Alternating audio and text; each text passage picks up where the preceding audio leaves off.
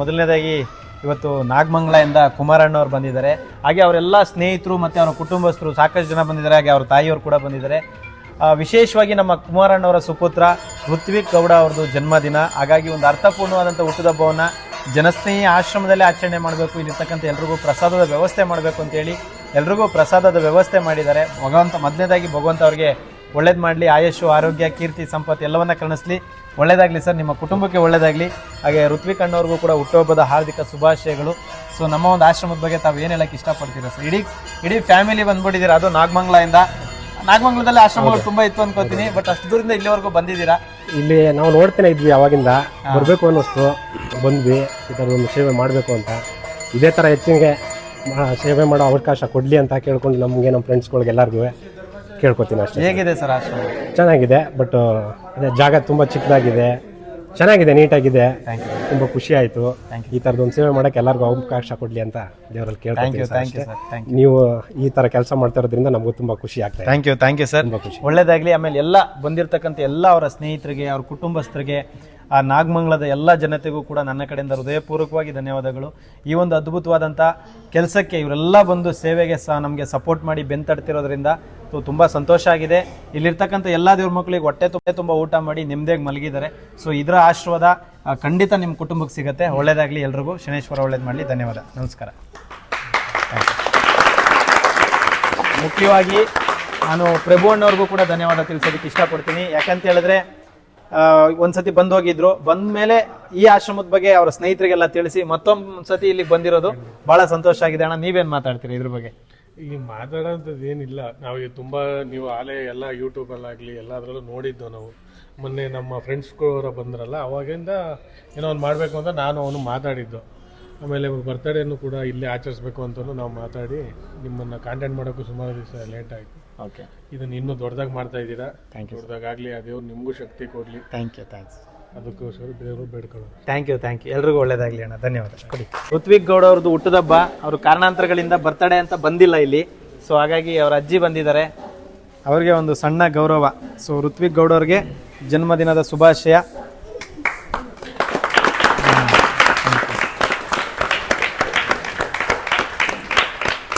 ಒಳ್ಳೇದಾಗ್ಲಿ ಅಜ್ಜಿ.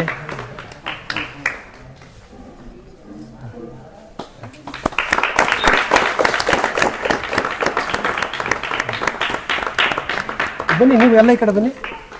ಖುಷಿ ಆಗತ್ತೆ ಸರ್, ದೊಡ್ಡ ಕುಟುಂಬ, ಎಲ್ಲ ತುಂಬಾ ಜನ ಇದ್ದೀರಿ, ಎಲ್ಲ ಫ್ಯಾಮಿಲಿ ಮೆಂಬರ್ಸು.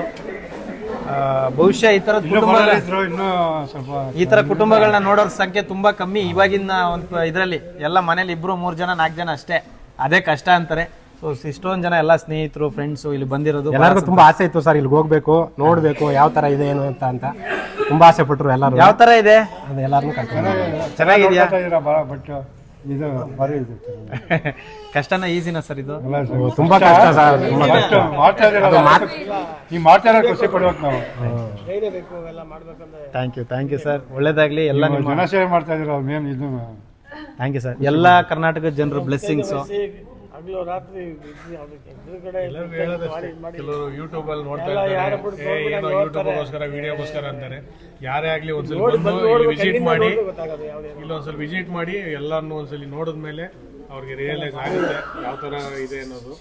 ಸುಮ್ಮನೆ ಯೂಟ್ಯೂಬಲ್ಲಿ ನೋಡ್ಬಿಟ್ಟು ಯಾವುದೋ ಒಂದು ಫೋಟೋಗೋ ವಿಡಿಯೋಗೋ ಮಾಡ್ತಾ ಇದ್ದಾರೆ ಅನ್ನೋದು ಒಂದು ಇಲ್ಲ ಅಲ್ಲ. ಕೆಲವೊಂದು ಹೇಳ್ಬೇಕಂದ್ರೆ ಒಂದೊಂದ್ಸಲ ನಾವು ಹಂಗೆ ಅನ್ಕೊಂಡಿರ್ತೀವಿ, ಕೆಲವೊಂದು ವಿಡಿಯೋ ನೋಡಿ ಇಲ್ಲಿ ಬಂದ್ಮೇಲೆ ನಮ್ಗೆ ಫೀಲ್ ಬರೋದು. Thank you sir, thank you. So ನಂಬಿಕೆಗೆ ಮತ್ತೊಂದು ಹೆಸರೇ ಜನಸ್ನೇಹಿ.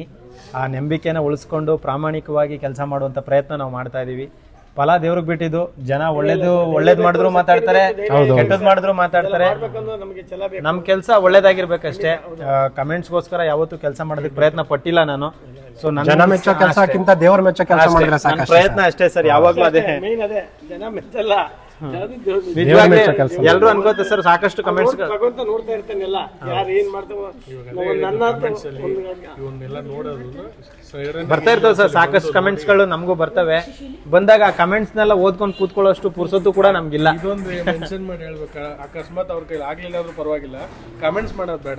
ಕೆಲವೊಂದ್ಸಲಿ ಬಂದು ಅವ್ರು ನೋಡ್ಬಿಟ್ಟು ಆಮೇಲೆ ಕಮೆಂಟ್ಸ್ ಮಾಡ್ಲಿ, ಇದೊಂದು ಕೇಳ್ಕೊಂತೀನಿ. Thank you so much. ಅಣ್ಣವ್ರು ಹೇಳಿದ್ದಾರೆ. ಇವತ್ತೊಂದು ಸಣ್ಣ ಕಮೆಂಟ್ಸ್ ಕೂಡ ಮಾಡಲ್ಲ ನಾನು ಯಾವ್ದಕ್ಕೂ. ಏನಕ್ಕೆ ಅಂದ್ರೆ ಗೊತ್ತಿರ್ಬೇಕು ಅದ್ರ ಬಗ್ಗೆ, ಯಾವ್ದು ಮಾಡಕ್ ಹೋಗ್ಬಾರ್ದು. ಹೃದಯ ಇರೋರು ಯಾರು ಮಾಡಲ್ಲ ಅಣ್ಣ.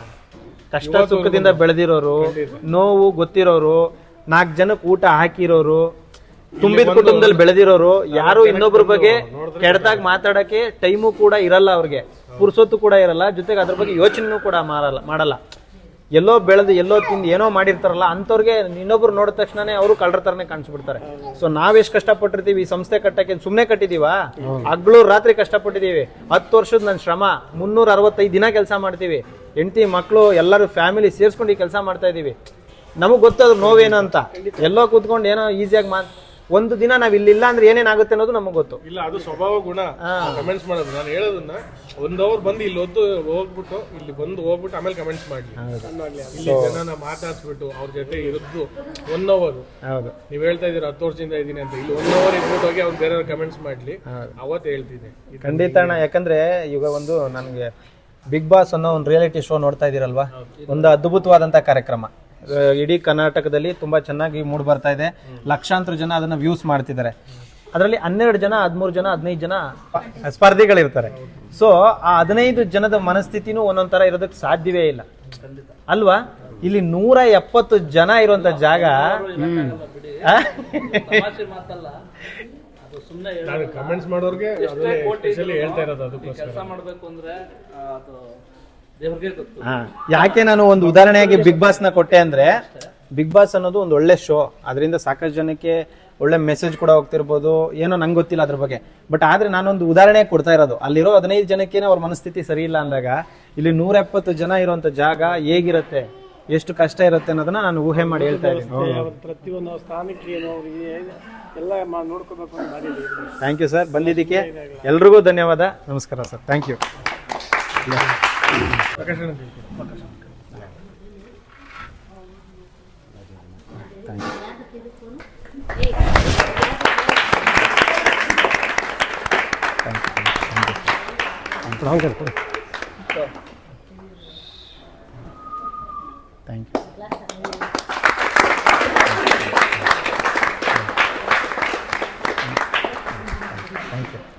ಥ್ಯಾಂಕ್ಸ್ ಅಣ್ಣ, ಬನ್ರಿ. ಕಾಫಿ ಮಾಡಿಸ್ಲಾ ಎಲ್ಲರೂ? ಊಟ ಅಣ್ಣ, ಊಟ ಸರಿ ಅಣ್ಣ, ನಾನು 5 ನಿಮಿಷನೂ ಕೂತಿಲ್ಲ ಅಲ್ಲಿ.